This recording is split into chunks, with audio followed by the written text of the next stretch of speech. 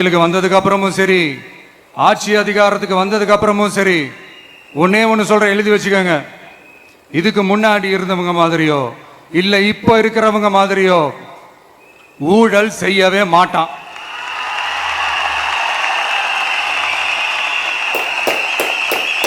ஒரு பைசா தொட மாட்டான். எனக்கு அது அவசியமே இல்லை. புரிஞ்சுங்களா உங்களுக்கு?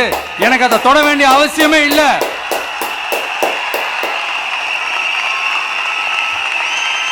ஒரு துளி ஊழல் கரை கூட படியவே படியாது, படியவும் விட மாட்டான். நீங்க கேட்கலாம், இதென்ன சினிமாவா, இதென்ன முதல்வன் படமா, ஒரே நாள் நம்ம வந்து இவர் எல்லாத்தையும் கிளீன் பண்ணிடுவார்? It is a process, right? It is a process.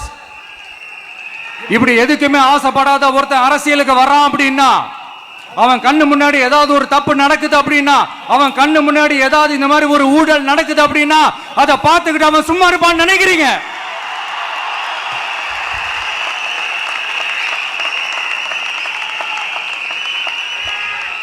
அதனால இந்த தீய சக்தியா இருக்கட்டும், இந்த ஊழல் சக்தியா இருக்கட்டும், ரெண்டு பேரும் தமிழ்நாட்டை ஆண்டவை கூடாது. அப்படிப்பட்ட இந்த கட்சிகளை உண்மையா தில்லா எதிர்க்கிற அந்த கட்ஸும் கெத்தும் நம்ம கிட்ட மட்டும்தான் இருக்கு.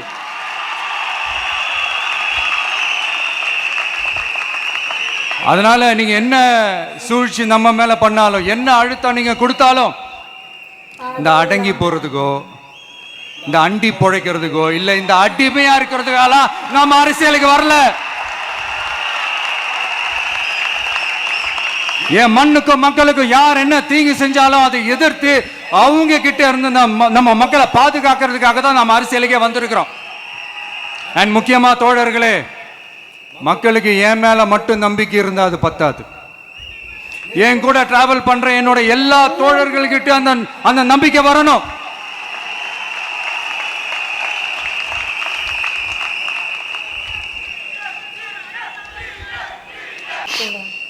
நம்பிக்கை வரணும்.